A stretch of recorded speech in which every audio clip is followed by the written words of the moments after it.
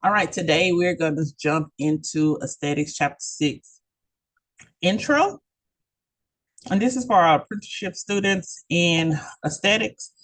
We have several videos of Chapter 6, but let's jump into this fresh one. Hold tight while I share the screen. It's the roll call, everyone. It's the roll call. Let me see you light it up in the chat. It's the roll call.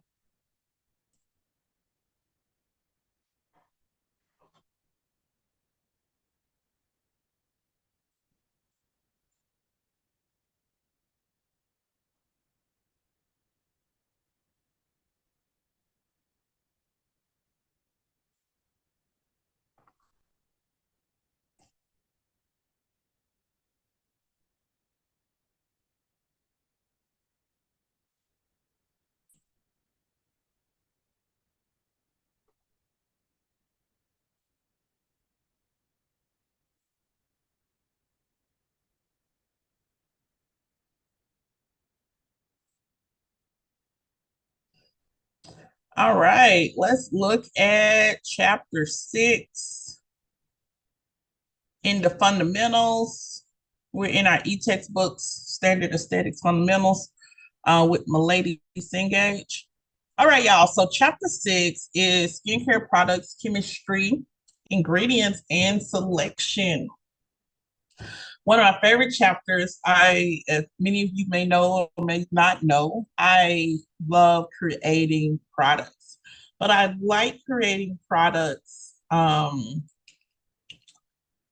to help people solve problems. So I like to be considered the problem solver. Like whatever they have going on with their hair, skin, and nails, especially skin, I like to hear that story of what they're uncomfortable about or everything about it.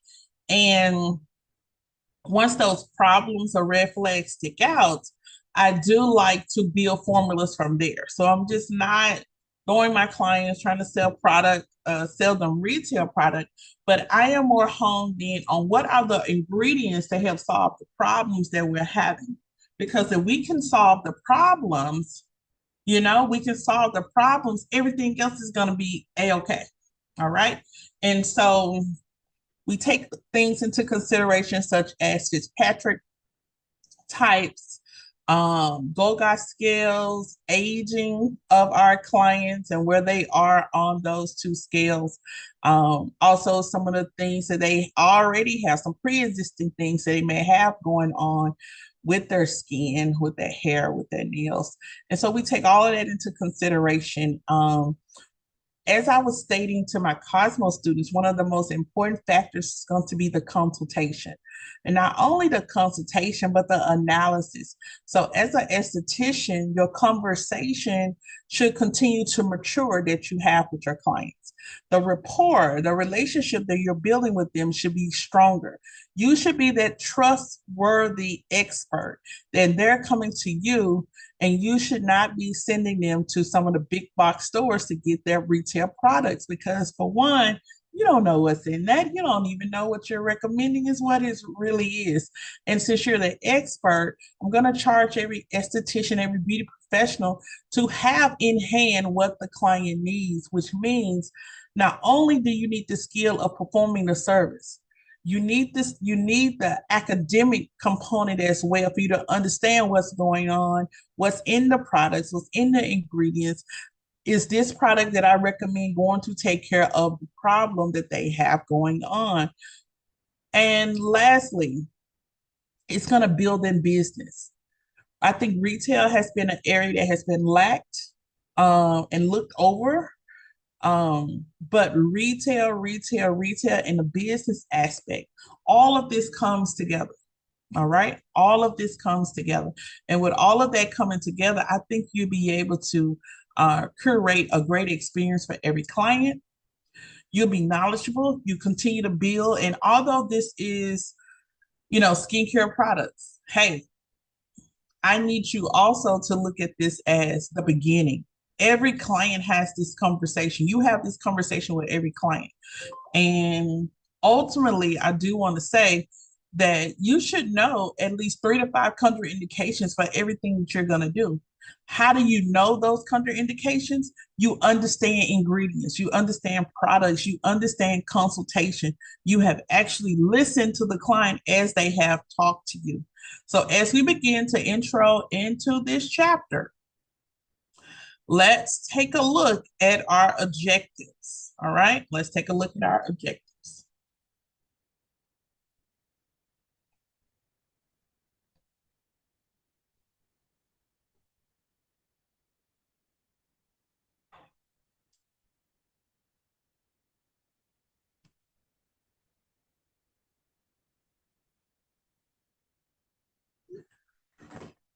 All right, these are 8 objectives that we're going to be reviewing for this chapter.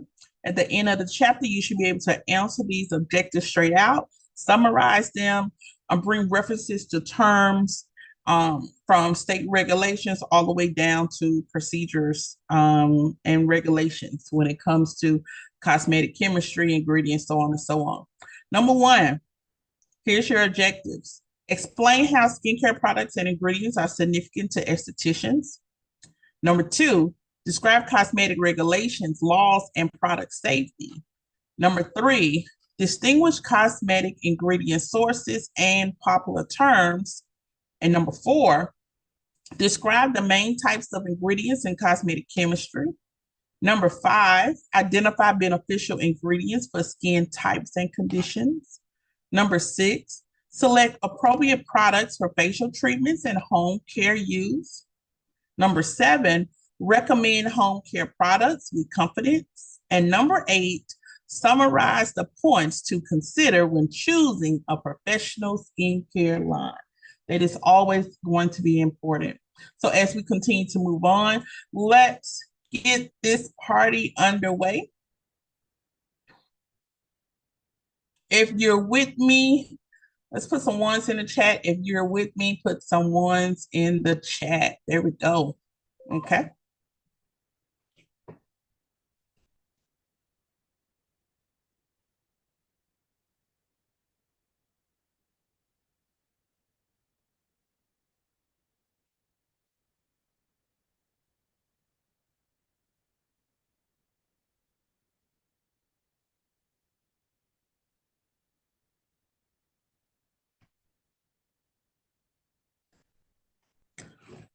All right, let's look at our first headline. It's explain how skincare products and ingredients are significant to estheticians.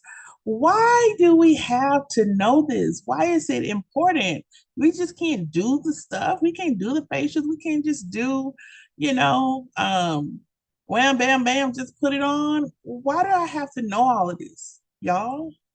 It says estheticians must study and have a thorough understanding of a wide range of skincare products and ingredients.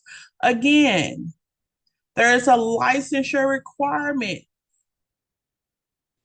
Okay. And with a licensure requirement, that carries that you know all things skincare, the above, the underneath, from the left to the right. You know all of it. Okay. It is very important to your career to provide clients with appropriate treatments and home care products to achieve their goal of healthy skin. That is the goal. Never lose sight of the goal, as well as work with specific laws and regulations that pertain to cosmetics and ingredients. Oh, for every state that holds a licensure for aesthetics, there is something we're going to discuss called a scope of practice. Your license, you have to understand how far your license will allow you to go. And you have to stay within the parameter of that license. All right. So we need to know what products we can use and what those products do, how far they go into the skin, how far they penetrate. So we're in Tennessee. We have a scope of practice for Tennessee. Okay. That's the difference between someone who's just randomly waking up and saying, hey, I want to learn how to do facials. I'm going to stream a couple of videos and I'm going to go and I'm going to set up shop. And on the other side is someone who says, hey, professionally, the right way, this is what I want to do. I'm going to come, I'm going to go to school, I'm going to learn, I'm going to research, I'm going to do case studies. I'm gonna get mentored, okay? And then I'm gonna move in, I'm gonna get licensed, then I move into the business aspect of it. That's one of the big difference that I see today. It says estheticians should study and have thorough understanding of skincare products because,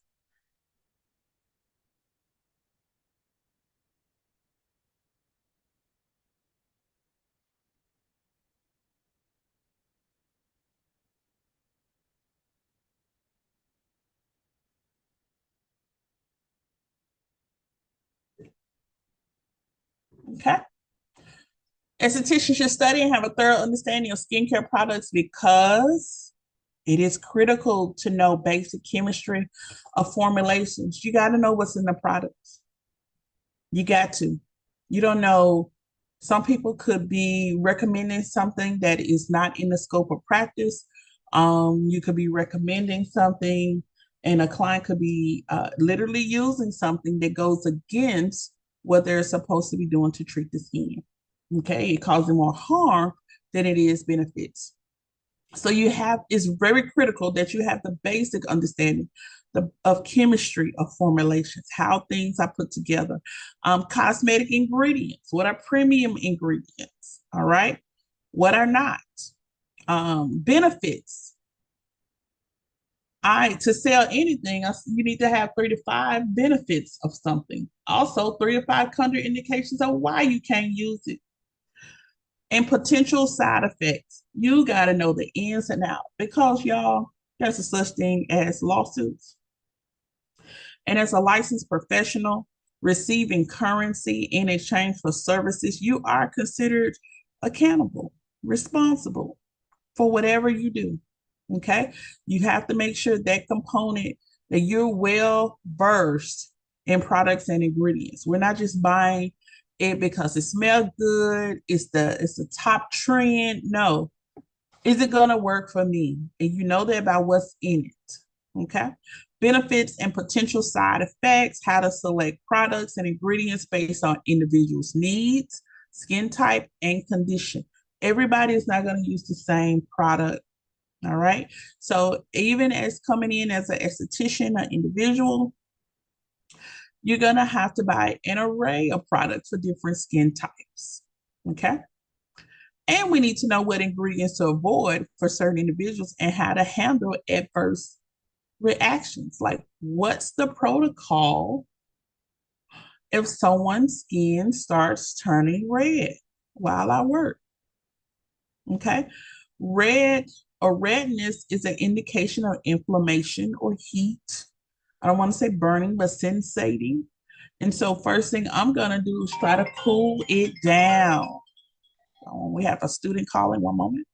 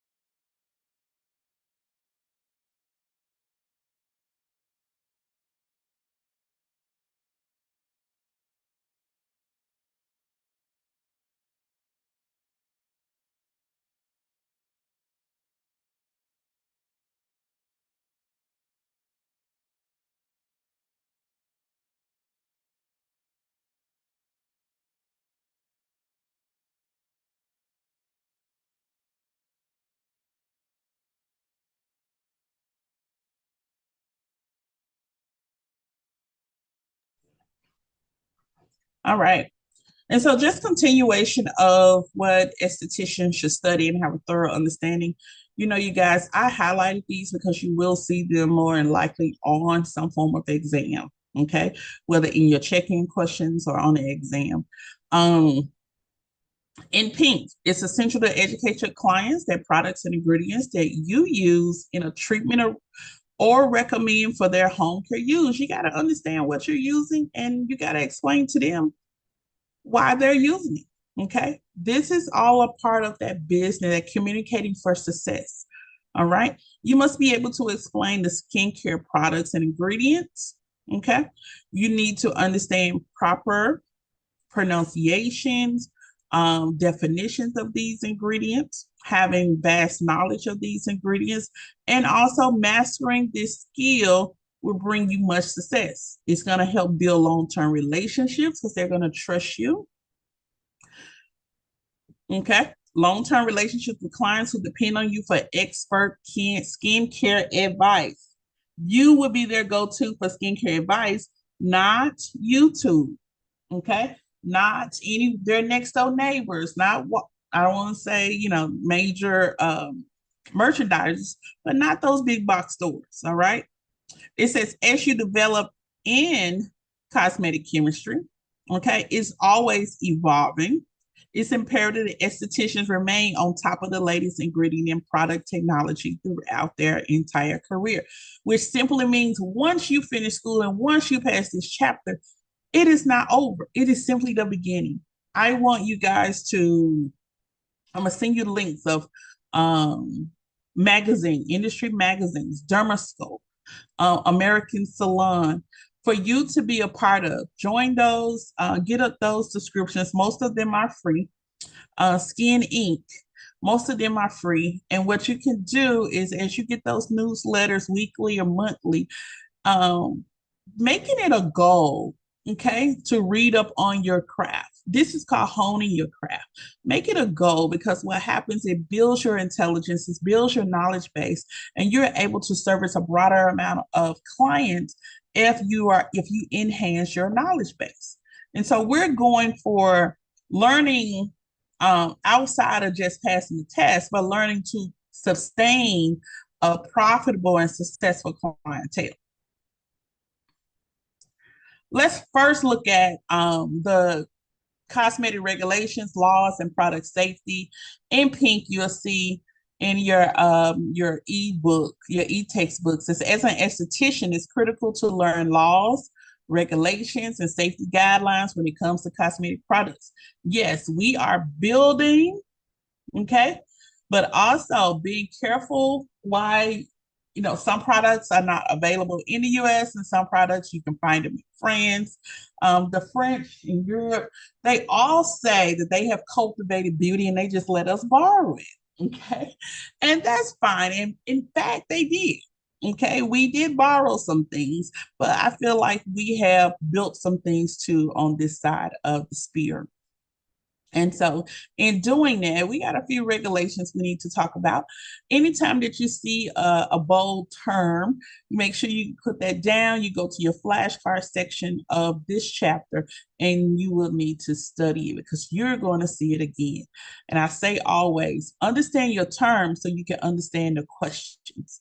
You stumble over the questions when you don't understand what the questions are asking, and you don't understand the words in the question. So understand all terms because you will see them again. Okay, let's look at FDA regulations for cosmetics.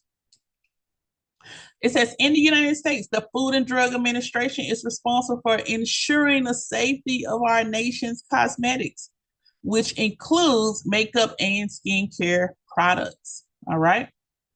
Now, there's two laws you got to make sure they go by. That's the Food, Drug, and Cosmetic Act and the Fair Packaging and Labeling Act. We got to make sure that what's in there, and we got to make sure that you know the components of what's in there as well. It says the FDA regulates cosmetics under the authority of these two laws, but the law does not require cosmetic products ingredients to have FDA approval. Okay. The FDA sets the standards, but you don't have to have FDA approval. Y'all, I have my dog, so hold on.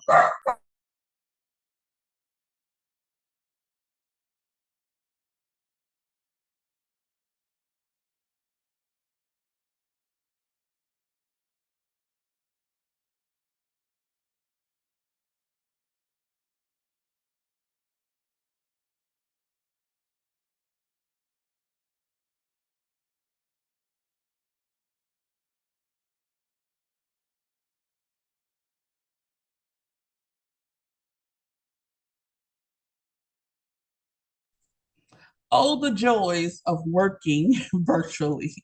Um, okay, yeah. So the FDA regulates cosmetics under the authority of these two laws, but before products come to the market, they don't have to be FDA approved. All right. They just have to meet the standards. It says, in fact, no cosmetic may be labeled or advertised with statements suggesting that the FDA has approved the product. You can't even do that. All right. But it says the FDA does not approve cosmetics before they go to market, but it only regulates cosmetics in relation to safety, labeling, and claims made for a product, which means whatever the product says it does, it must do that. All right. This when the trouble comes in, when the product or cosmetic does not do what it tells you it's supposed to do. All right. So that's where the issue comes in. So they don't regulate, they don't approve any product before coming to market. All right. But they do set the standards. They say, okay, how do we do that? So in the Federal Food, Drug, and Cosmetic Act, it defines cosmetics as articles intended to be rubbed, poured, sprinkled, or sprayed on, introduced to, or otherwise applied to the human body for cleansing, beautifying, promoting attractiveness, or altering the appearance. Cosmetics are intended to affect the appearance of the skin. All right. And let's look at the difference between the cosmetic and a drug. The FD&C Act defines drugs as articles intended for use in the diagnosis, cure, mediation, treatment, or prevention of disease, and articles other than food intended to affect the structure or any function of the body of man or other animals. Drugs and skin care products are intended to cause actual psychological changes, such as the structure of function of the skin. So those are major differences between a drug and a cosmetic. First, we got to learn that cosmetics are intended to affect the appearance of the skin. And a lot of times working on the surface level. All right. And examples of being cosmetics, something that can be rubbed, poured, sprinkled, sprayed, introduced, or otherwise applied to the human body for cleansing, beautifying, promoting attractiveness, or altering the appearance. Okay, so a lot of skincare products, a lot of makeup. Cosmetics are intended to affect the appearance of the skin. Tanning products, so on and so on. Drugs and skincare products are intended to cause actual psychological changes, such as structure or function of the skin. Okay. So there's multiple functions of the skin and there's multiple layers of the skin. And so now you know the difference between a cosmetic and a skincare drug. Okay. Can a product be both a cosmetic and a drug? It can. Okay. Some non-prescription medicated products have lower doses of active ingredients and meet the definitions of both cosmetics and drugs. All right. They can be over the counter.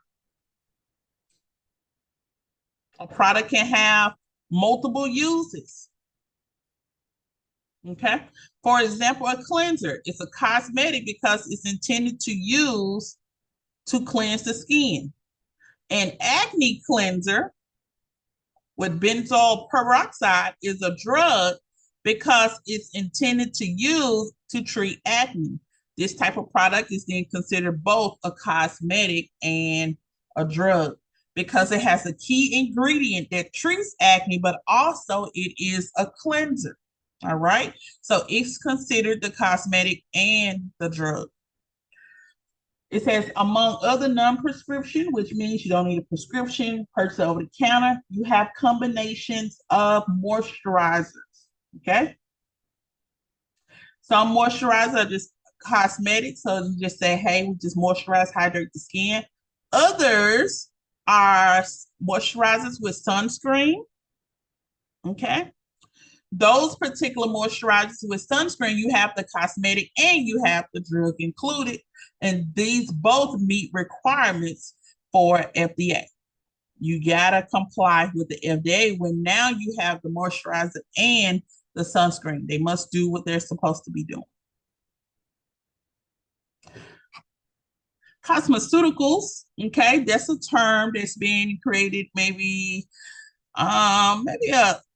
years ago. It doesn't have a lot of doesn't really mean anything, but it combines the cosmetic and drugs together. So it's a cool word, cosmeceuticals. Um, and it has no meaning under the law. Okay. A product can legally be a drug, cosmetic, or combination of them both. And now, when you've heard the term pharmaceuticals, you have a lot of companies that say, skincare companies say they're a pharmaceutical um, company.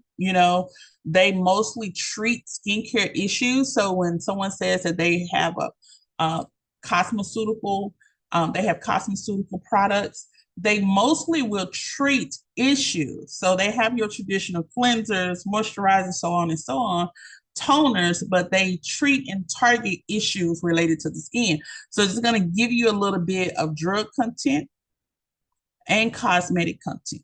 All right.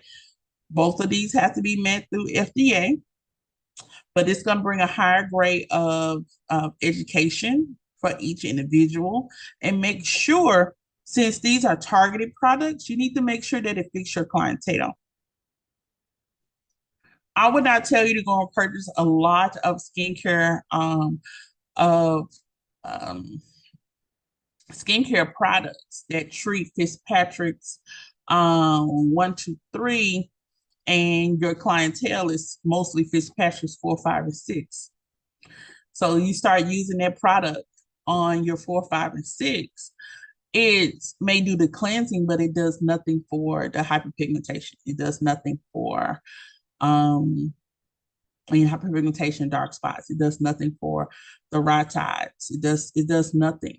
Okay, so you have to make sure that the products you do choose are fit for the clientele or expected clientele you should have.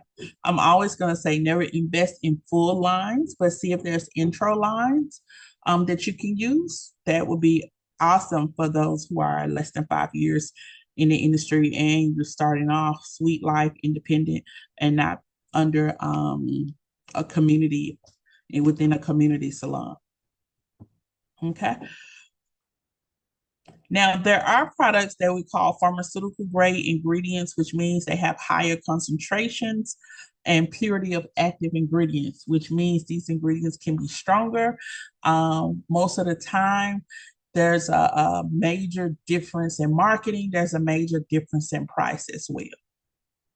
Sometimes you may have moisturizer that may be less than an ounce, but it has a significant dollar amount that is, may say an ounce, maybe $65 an ounce.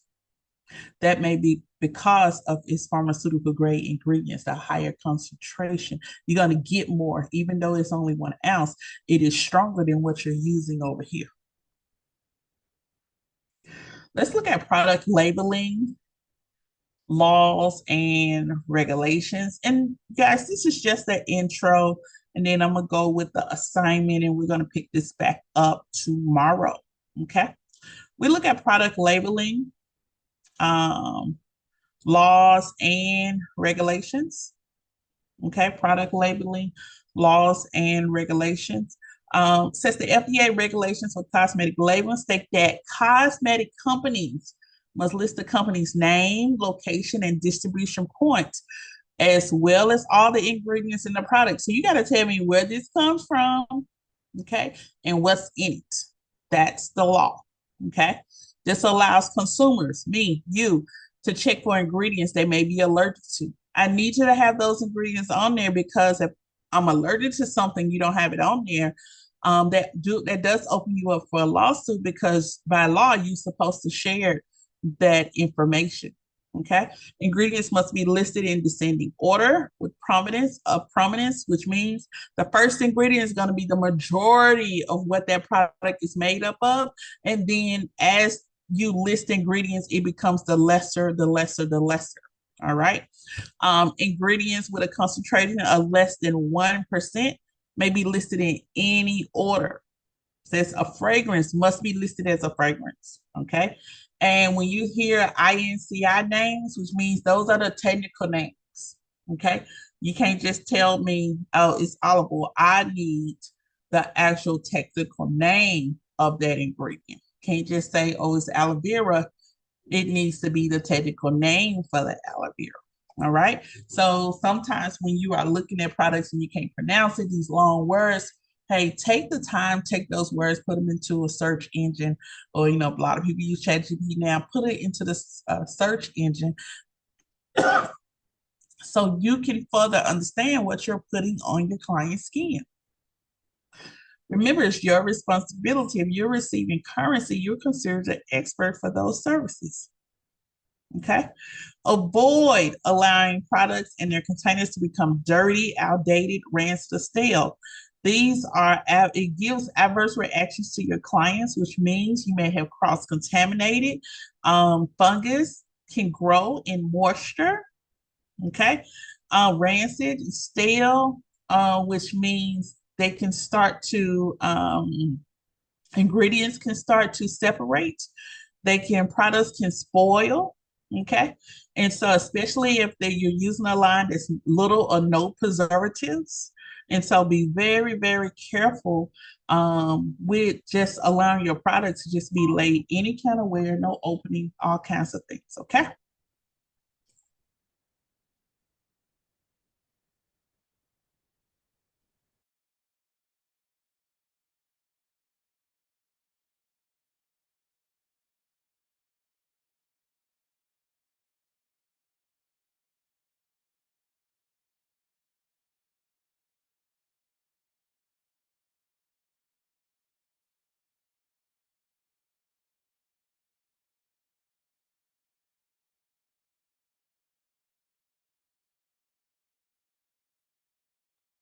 All right, as we continue to look at product safety, adverse reactions, and symptoms, this is where our concentration should be really, okay? This is really where we should be. Companies and individuals, this is over in the green, who market cosmetics have a legal responsibility to ensure the safety and proper labeling of their products, okay? Under the law, cosmetics must not be misbranded, so you cannot mislead them, you cannot rush to market. You got to make sure that the ingredients are on the label. Okay. For example, they must be safe for consumers. So it does not, even though the consumers have to make a decision on whether they can use that product, but you have to entirely do your research and make sure you're not using anything poisonous, anything that once it moves from one state over to another state, when I'm talking liquid over to a solid, a cream, that the particles become poison. You have to do that ultimate chemistry update. Okay. And you're held responsible for that. And especially if you make products or you like using different types of herbs and things of that nature, I found that I'm always researching the herbs and I love to know what they can be mixed with. All right. It says, for example, must be safe for consumers that are used according to directions on the label. You got to give them some direction as well. Okay. Um, if a cosmetic product makes a drug claim, it is not properly labeled, especially if it's not properly labeled. Okay. The FDA can take legal action against a cosmetic on the market. So you got to make sure that you're labeling the products. Okay. Got to make sure that you're labeling the products when it needs to be labeled and the way it's supposed to be labeled because it's product safety first. All right. And so in this particular area, you will make sure that it's highlighted. And we always want to stress that you will have at least a couple of questions about what is the FDA. Okay. Food Drug Administration, what do they regulate and what do they not regulate? All right. What do they require and what they do not require? So that's one of the first, your first three lessons, objectives, and you will see that in your check-in questions on product safety. Also, when it comes to adverse reactions, now this is one of the biggest reasons why we got to make sure product safety is where it needs to be. When you are servicing a client and you're using a product on them, sometimes you use that product many, many times. Every time that the client comes in, it could be something new. We don't know what they've done prior to them coming in the days before, weeks before. But sometimes you may say, I've used the same thing. I did the same thing. I didn't do anything different. Sometimes it comes a time, it's a lifespan of that product and the client. Just like it with medication, it will have an adverse reaction. And when that happens, we just need to revert back. And now we need to calm the skin down. When we talk about adverse reactions, we know how normal skin should look. But if I put on a product on this person's skin, and immediately as I put this product of cream on this person's skin, they start sensating, which is the description of like an itch, a slight pain. I don't say pain, but it's sensation. They feel something different. Be aware of what they're telling you, because they could be telling you something that is starting off slow, but then it's going to get bad on down the line. Okay.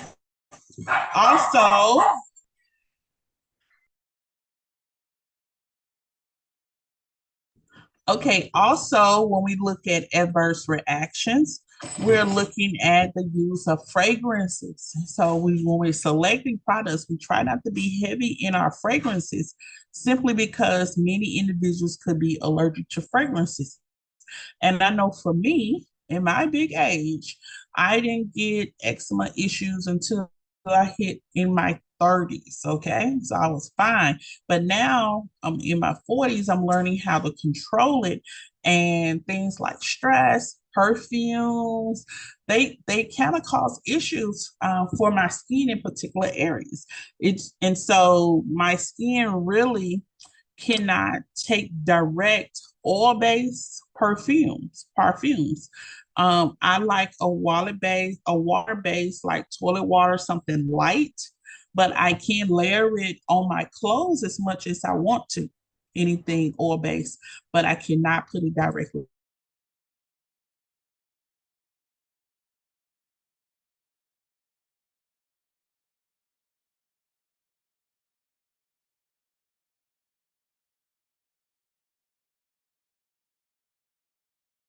Body works or like that Victoria's Secret type stuff, but it's still only light, and I have to spray the clothes and not put it on my skin.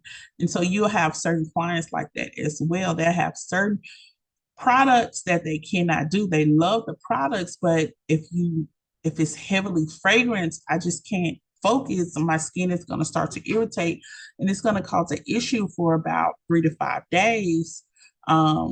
So it go through like a healing process, and anything that is foods that are like really spicy and things of that nature, I can't let them touch like lips, skin and stuff like that. So my skin doesn't do well with other characters that try to come in and just kind of set on the skin, and it doesn't do well with dirt. All right. So I'm always washing my hands, sanitizing my hands. But adverse reactions examples: putting product on and the person gets warm, putting product on and their skin, their jaw area starts to get red, putting product on and they feel a swelling. You feel the welting. You can feel welting on their face. And so yeah, those are some adverse reactions when they're saying it is starting to burn. All right. If something is burning, there's a signification of heat. If heat is present, we need to go opposite heat. We need to go cool. That's why we keep some cool stones or the cool balls. We put it on the face or any particular area, and that's going to calm that area down. All right. So we have to make sure that we're virtual, that even though we're virtual, we're looking at the opportunity that any product can give you an adverse reaction. So we have to understand what we're using, the ingredients in this product. How does it work well with this product? Because you have some products you cannot use together. I'm going to give you an example. And I see this all the time. People on TikTok shop, different areas, they're making a lot of products. And I'm the queen. I love to make my own skincare, organic product. But when I see people use, and it may seem simple ingredients, I see people use uh,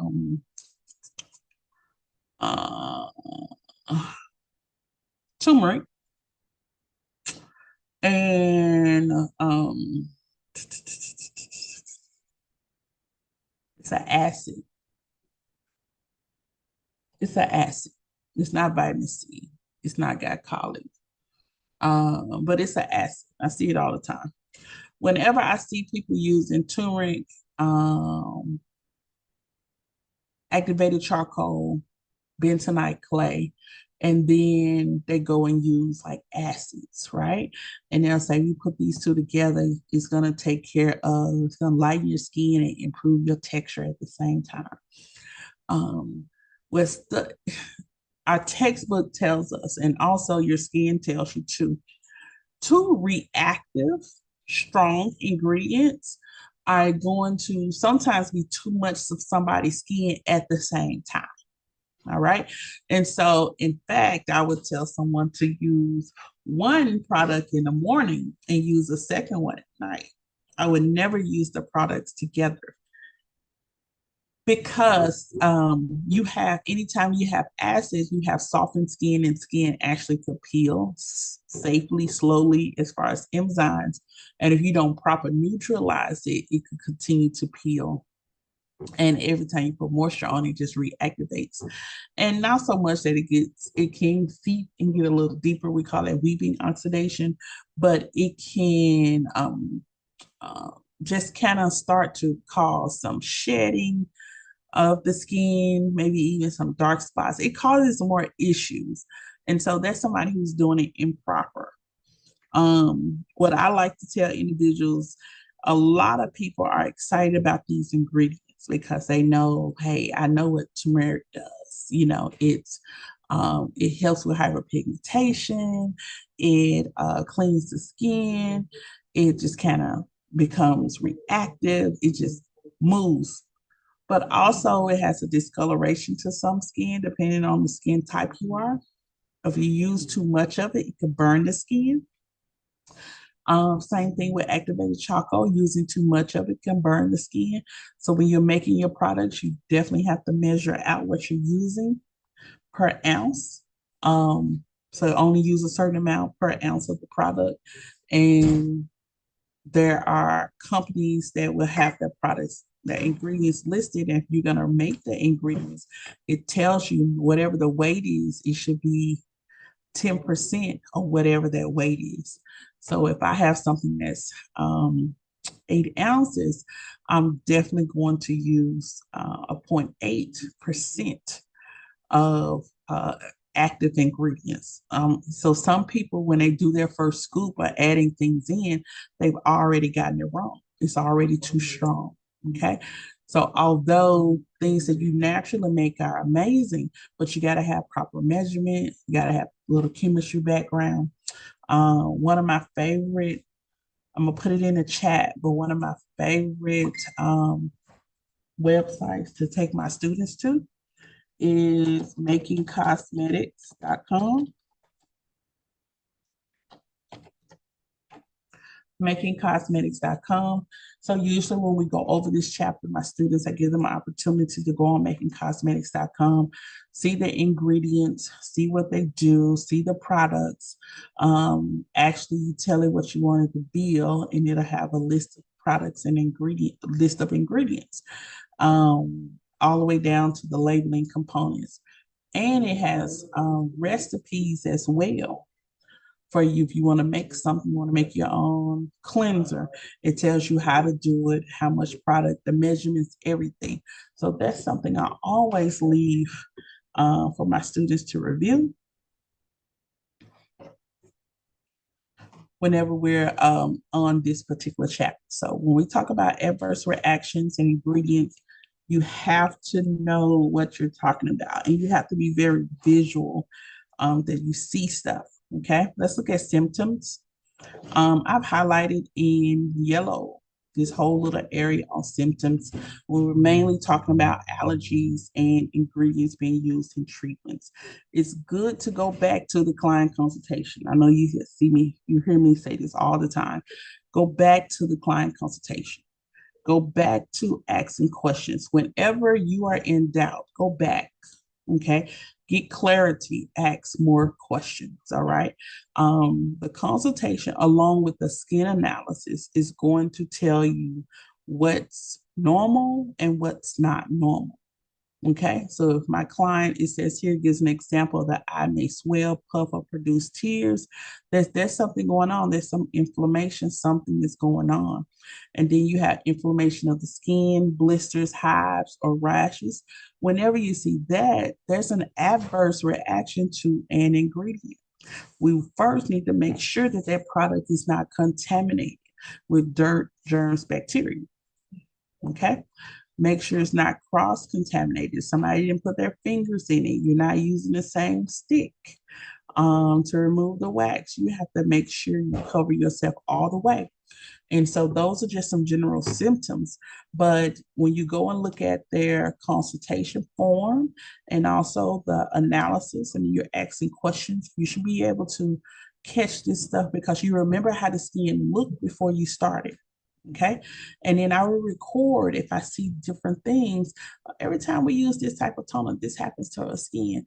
Maybe it's something in that toner she didn't know that she was allergic to. Okay. And for certain clients, remember, everybody can't use the same thing. So you will have to invest in multiple types. Let's look at a patch test. So in the consultation and analysis, we are going to do a patch test. A patch test is also called, let me go to the chat, a predisposition test. Okay. And if you came on late, we are recording. So this is available via the YouTube channel, DCI Education Group. You can get it from the beginning. It's labeled Intro to Chapter 6. Okay. So the predisposition test and patch test. All right. This is especially should be done on anyone who's getting anything related to a chemical peel, even enzyme. All right. Clients that are coming in for the first time, I actually want to do a patch test predisposition test on them as well. I want to make sure that they are not allergic to the product I use. All right. Now, especially when it comes to acid peels, you want to be careful. Most of the time, we've done experiments where we've taken a Q-tip and we put a little bit into our client's fold of the elbow or behind the ear, and they will leave and go home for the day. And I have some. If someone texts me and say, "Hey, it started itching and did this," I know that that person can only go so far when it comes to chemical peel. Okay, so I know certain active ingredients is going to cause an adverse reaction. And then for individuals to say, hey, it didn't do anything, well, that tells me right there that that person has a higher tolerance and they can actually withstand to go up a little higher on the chemical peel. So patch tests and predisposition tests, if you hear those, they're the same thing. With the patch test, we'll do the fold of the elbow or behind the ear, fold of the elbow or behind the ear. Okay. Negative results is signs of infection, itching, swelling, warmthness. They're telling you it's irritating, it's burning. Negative. I can't use that product on the client. Positive results is if nothing changes. They forgot they even had a test on them. They forgot they even had the product on them. All right. And so when it comes to how to handle adverse reactions, every product, remember, should have your material safety data sheet, okay, or the SDS safety data sheets. And in there, it tells you how to If you get chemical or something like that in your eye, you definitely will stop the service, but you would need to start to rinse the skin eye area with cold water, applying cool compresses until the skin comes down. Because if something is itching and it inflamed, it's going to be signified by some type of heat or redness. So you need to start calming that skin down, cold water and cold compresses. Okay.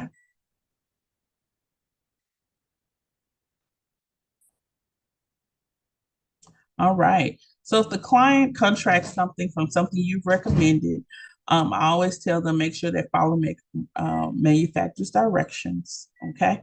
And to bring the product back to you because these product companies, the manufacturers are stamping, they should stamp the container and it should stamp the bottle. All right. That tells you when it was made and where exactly it was made. So when you call the manufacturers, you will have to give them those numbers or that information so they can pinpoint the batch and see if there's anyone else or have they had complaints from this particular batch. So that's one reason that is super, super important um, to make sure that we keep in contact with our clients, even after they buy product and then they head on over. You want to tell them I'm going to check up on you in 24 hours to make sure anything, your hair, your skin, your nails, that everything is good. Okay.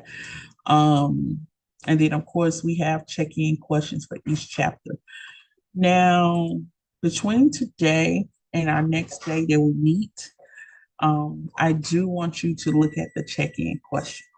Okay. Do want you to look at the check-in questions. We look at this particular slide. It says distinguish cosmetic ingredient sources in popular terms, which is all about the terminology, okay? So the popular terms for vitamins, the proper terms for plants, animals. A lot of times I would look at the trend of what's out. At one point, you'll see aloe vera, you see they have now all of a sudden they have aloe vera. They'll just combine products. They have aloe vera and avocado shampoo, conditioner. Now they have serum or they have this or they have that. So a lot of times there just is a form of marketing when they come to market as well. Just like with extensions, I was telling my students, based on what you all respond to, that's what they're going to continue to market. Okay. We look at natural versus synthetic ingredients. You have to know what's best for your skin and what you particularly like. It says manufacturers do extensive research and development to bring the latest categories into cosmetic foundations. Okay. And when we look, have an example of that, we have hyaluronic acid, one of my favorite ones, an ingredient used to bind moisture for initially derived from rooster's combs. Okay. So when we look at hyaluronic acid, it helps bind moisture. This would be a product or acid suggestion for clients who have dry skin. Because now hyaluronic acid is I'm going to keep my moisture on the skin or close to the skin as much as possible. Now, I may use this hyaluronic acid with another product, okay, especially in moisturizers, or I may do my serum, then moisturizer, and then sunscreen. That's how it usually runs. Serum, moisturizer, sunscreen. Okay. And so first I put that binder on, then I put my moisturizer, and my sunscreen can be both a cosmetic and a drug. So I may have the sunscreen with the moisturizer with the sunscreen in it. Okay. You can choose to combine all three of them if you want, but that's the holy trinity for us: the serum, the moisturizer, and the sunscreen. It closes out every facial. It's going to close out every facial. So if you're having issues with skin protecting, you have an issue with dark spots, you're having an issue with dry skin, old dry skin, you'll want to add that binder in. But guess where it says it comes from? Rooster's combs. And then there's a synthetic production of this ingredient. Was developed and today is derived from synthetic sources for use in cosmetics. Says the synthetic version is more stable and has more effective water binding. properties. They always say that sometimes the generic one or the one that has when you say synthetics to me, these are like imitations of rooster combs and they're not real. And so there could be an adverse reaction to synthetics as well. Most of the time, we do have synthetics associated with glues, resins, plastics. All right. And so part of pieces of those particles could really sit on the skin. This is where you have to draw the line and say, do I want to bring this to my clients or do I want to bring some of the best? I spend more money to bring the best of the original ingredients to my clients. That's just like with Campbell's soup. He used to eat Campbell's chicken noodle soup, some of the bases, tomato soup. But then I saw someone said something about look at the ingredients. It was, it has man-made manufactured meat. And so you 3D printed meat to go into Campbell's soup or ingredients, or it said the wheat to go in the Campbell's soup. And you 3D printed that. How in my body going to break that down? This is what we have to continue to think about every day. We're getting things that they're finding an easier way to assemble. Okay. And so just think about skincare products. If the market is there, they're not waiting till these rooster cones get to where they're supposed to be to pull them to make this ingredient. They are guaranteed building 3D ingredients to be used in products. Now, if my body can't break it down, my hair, skin, and nails on the same system, my skin is not going to be able to break it down as well. Okay. It may take me only so far. It may take me only so far. All right. So that's something to think about as well when we talk about synthetics and natural ingredients. Um, And then you have some clients that prefer synthetic ingredients because they're quicker, more accessible. And then you have clients that say, look, I gotta have the all natural. All right. Let's look at some popular terms. We see this all over the place: natural, organic. How do people get those names of natural and organic? And then we'll begin to close out and we'll pick back up on the main types of ingredients. Um, so when you look at the popular terms, you find it everywhere. But for me, I do like natural, okay, because I don't like fragrances and artificial colors being added to my products and ingredients. Okay. I don't like it in my foods either. So when I fix my plate, I'm attracted to the color on the plate. So I can have vegetables that are different colors. I like using the natural colorant from vegetables and plants and things of that nature. Even in my skincare line that I'm building, and some of my products that my clients absolutely love, they love the natural coloring. They love just the freshness of the smell instead of just perfumes. Okay, so it's something we have to think about as well. There are skincare lines that flow in a natural realm. There are companies, Emirates, that has farms, Farm Fresh. And then you have Emirates. These are companies, skincare companies that have whole farms. Everything they need, they grow and produce on their farms. All right. And so seasonal, it may depend. You may have one. I think it's like a one particular mask is green. They make it out of some type of green leaf, but one season it was darker and people were like, I don't want to purchase it because we buy with our eyes. It's like, I don't want to purchase it. It's like it's the same thing. It's just this season it came, this color. And then the next season it was back at its color. It's just how the whole batch went for the winter. And you get that with a lot of companies who are using a lot of farm base. They're sourcing directly on their farms. I trust that more because I know those products and ingredients, they've weathered the storm. They're not always going to be perfect, but it's going to have some amazing benefit. Okay. So whenever you see items that say organic or natural, we're just going to make sure we reference the terms and we know exactly what they mean. Okay. In a lot of, I would say, controversy of getting away from chemicals, you'll find individuals who will ask about parabens in your products. You'll see individuals that may ask about preservatives in your products. And when they talk about parabens, which are included more polymers, they wrap around hair skin to enclose the moisture, make the skin smooth. A lot of times they don't like using anything that is kind of has artificial ways to it. So it may be a hybrid product that has some natural and some synthetic. But when you're explaining that particular product to the client, you will also have some, I would say, have some literature to help them understand it as well. They could take it home to read it.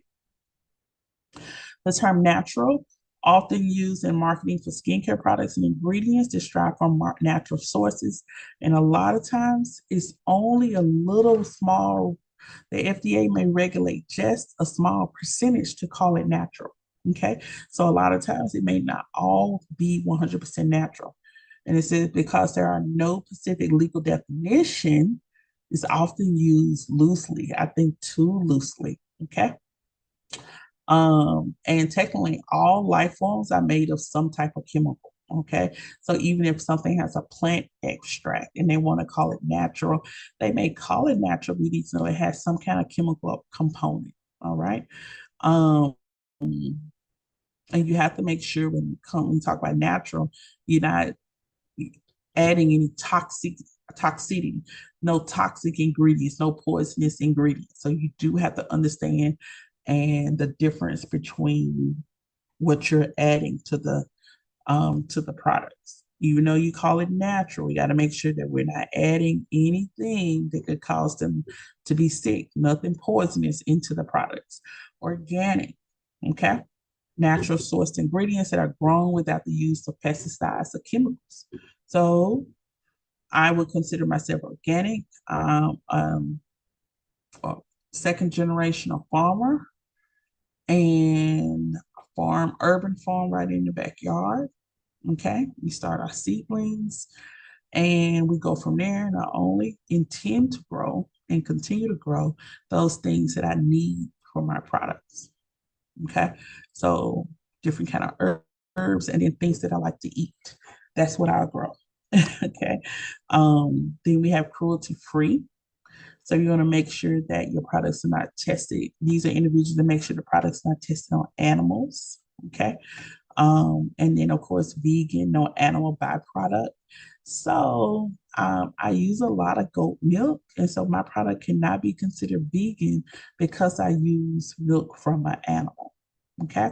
So no animal byproducts. So nothing that has milk. This includes honey, beeswax, lanolin, and collagen, all the good stuff that make our skin hydrating. When you're gonna label the product as vegan or have vegan products, you gotta know it has no animal traces to it. Okay, so you gotta find some more good stuff. Gluten free. Okay, for the proteins found in wheat, rye, and triticale, cross between wheat and rye. All right, so you got to make sure that you're looking at things gluten free. I look at a lot of masks and creams and things of that nature. So you need to make sure you check those as well. Even if you're going to do private label, you just got to make sure. And if you're going this health kick, you just make sure that it's not any cross within the manufacturer. Okay. On skincare ingredient labels, some primary sources of gluten are listed as hydrolyzed wheat protein, so on and so on. You have hydrolyzed keratin protein, a lot of hydrolyzed items. Okay. Wheat germ oil, extract, amino acids. And so this is something you'll look for as well. Hypoallergenic, Okay, non-irritating. And so you do have products that are marketed and labeled as hypoallergenic, which means it should deter people from thinking that the products are going to cause them to break out. A lot of people use it as a selling point. They say dermatologist tested, not animal tested, and non-irritating. So it's probably at one of the lowest pHs. When you look at skin pH, you're looking at a pH of 3.5, 4.5 to 5.5. 4.5 to 5.5. And when you're seeing the term hypoallergenic, whether on body wash or shampoo or facial wash, that needs to trigger that the pH is close to baby, is right in the range of baby shampoo, baby body wash. Anything for a baby is going to be pH balance. And that pH balance is going to be between 4.5 and 5.5. So it's actually good news when you see hypoallergenic, because some people, if you're just doing them for the first time, I would choose sensitive based products, which are hypoallergenic. Okay. So I would go for something simple just to see how well their skin do, and then I will start to build them up a little bit more. Terms that you're going to see all the time: comedogenic and non-comedogenic. Non-comedogenic, and let me just tell you, when we get to talking about oils, you're going to need to know comedogenic and non-comedogenic, because some people that have oily skin will say, oh, I can't do oil. There's oil for oily skin. There's products, serums built for oily skin, but they are non-comedogenic, and they have a low comedogenic number, which means the lower the number, it does not cause clogging of the pores. But the higher the number, it does cause clogging of the pores. All right. And so non comedogenic refers to ingredients that will not clog pores. Okay. When you're looking for products, when you're looking for oil retail items, you're looking for items that are non-comedogenic, that do not clog pores. And if you use that item and a client and says, oh, this product caused me to have a breakout, it, it, I got these blackheads from it, you can absolutely say, no, ma'am, no, you didn't. There's no absolute way that this product had anything pore clogging in it to begin with, okay? Comedogenic refers to ingredients that tend to clog pores, especially by formation of blackheads. Let me give you one ingredient that is comedogenic, and people love this down. They love coconut butter and coconut oil. Okay? On the face, coconut butter and coconut oil have a high number comedogenic, the high comedogenic number, which means they will sit on the skin and fill that pore and don't move. It will clog the pore. You have a pore where everything pushes out. And then if you take Vaseline, if you take coconut oil, if you take coconut butter, which is hard, and put it over the skin, it is going to, or facial skin, it is going to cause clogging. It's going to get stuck. It's going to sit there, and it's going to sit on top. You still have stuff that's coming to the surface that needs to get through, but it's not going to block. It's not going to get through. So it's just going to sit there. And then it's now we have daily germs, dirt bacteria. Now we it causing pimples. It could cause breakouts and things of that nature. So certain ingredients in their rare form are considered comedogenic. I would never use them on someone's face, especially if the person is acne prone. We just don't. Okay. Um, and then there's fragrance free. I'm a fragrance free person. I'm good with light scents. It has to be more organic light scents like fruits and flowers. Okay. I don't like something very artificially fruity. I can't take fragrance in products and then rub it on my face. You're going to see a instance where you're like, what happened to her face? It came in contact with perfume. I do, and it does that because sometimes when I'm spraying, trying to spray on my clothes, it goes a different direction. Okay. Fragrance free. Label on the product does not mean it has no smell. It just indicates no additional ingredients have been added to the product to provide the smell. Okay. Lavender, very distinct aroma when it comes to it's therapeutic, but when it comes to lavender, eucalyptus, tea tree, I like to use them in essential oils, but you have to be very careful about the drops, okay? Because the more drops you do, the how strong this is going to sit and linger. It'll take over the whole smell or whatever you're making, okay? So just a few. When it talks unscented, products that are formulated to have no smell, because most of the ingredients in this formulation have no odor. So be very careful and mindful of that. Okay. Then you have your check-in questions. Let's make sure we do check-in questions 1 through 9.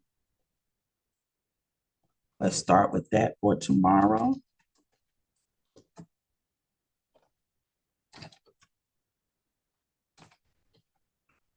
And now we're getting down to the nitty-gritty of 6. You're going to describe the main type of ingredients for cosmetic chemistry. So we're going to talk about functional ingredients and performance ingredients. My favorites, okay? Functional and performance. Um, this is where you can start reading functional and performance 204, 205. And we'll pick back on this reading tomorrow. Okay. That's gonna be all for today. That was just a little snippet and an intro to chapter 6. I am gonna pick up here and do a recorded session as well. Okay. I'm gonna pick up and do a recorded session as well. It's good to have you on, my student that came in. This also has been recorded, so you didn't miss anything. And that's what we're gonna work on tonight. Check-in questions. And let me see. Yeah. Well, I hope this was recorded. Yeah. Let me stop this shit.